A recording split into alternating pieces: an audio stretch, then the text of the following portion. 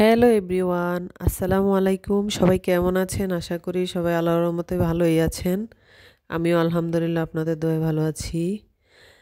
আমি আজকে রান্না করব বুটের ডাল। সকালের নাস্তায় বুটের ডাল দিয়ে পরোটা খেতে অনেক ভালো লাগে, পরোটা অথবা রুটির সাথে।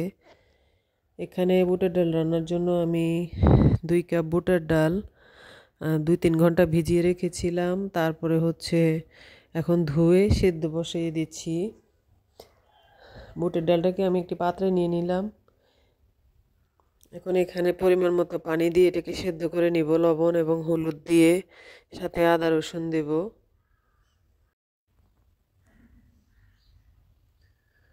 আদা বাটা দিলাম 1 চা চামচ, রসুন বাটা 1 চা চামচ।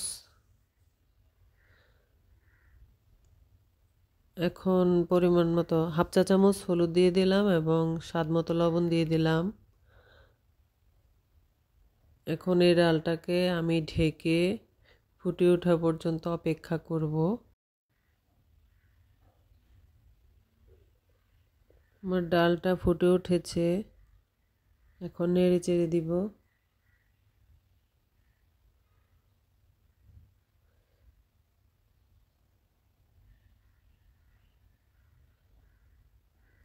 এই যে আমার ডালটা সেদ্ধ হয়ে গিয়েছে, পানিও শুকিয়ে আসছে প্রায়। দেখেই বোঝা যাচ্ছে যে ডালটা অনেক ভালোভাবে সিদ্ধ হয়েছে। তারপরও আপনাদেরকে আমি দেখিয়ে দিচ্ছি আমার ডালটা কেমন সিদ্ধ হয়েছে। এই যে একদম গলে গিয়েছে। এখন ডালটাকে ফোড়ন দিব। ফোড়নের জন্য আমি একটা ফ্রাইং প্যানে তেল দিয়ে দিলাম। তেলটা গরম হলে আমি এখানে 5-6টার মতো এলাচ দিয়ে দিলাম। এলাচটাকে একটু নেড়ে চেড়ে আমি এটার ফ্লেভার বের হওয়া পর্যন্ত এটাকে ভেজে নিব।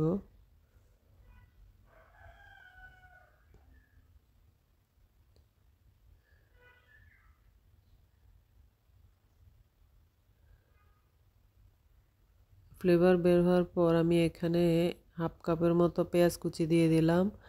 এখন এলাচের সাথে পেঁয়াজটাকে ভালোভাবে ভেজে নেব ব্রাউন কালার হওয়া পর্যন্ত।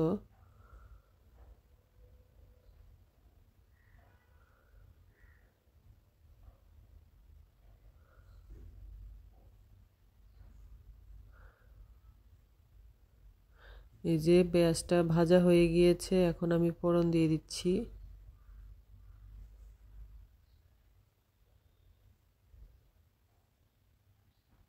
সেই সাথে আমার ডালটা রান্নাও কমপ্লিট হলো। এখন এখানে কয়েকটি কাঁচামরিচ দিয়ে দিলাম টুকরো করে। এখানে আমি কোনো গুঁড়োমরিচ ব্যবহার করিনি, তাই কাঁচামরিচের পরিমাণটা একটু বাড়িয়ে দিয়েছি। এই ডালটা ভাত, রুটি, পরোটার সাথে খেতে অনেক ভালো লাগে।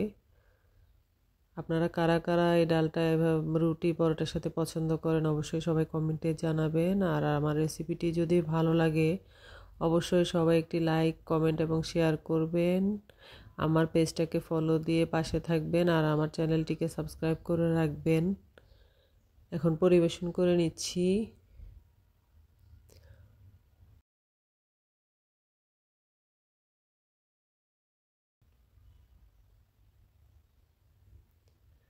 এই যে আমার রান্নাটা কেমন হলো সবাই অবশ্যই জানাবেন।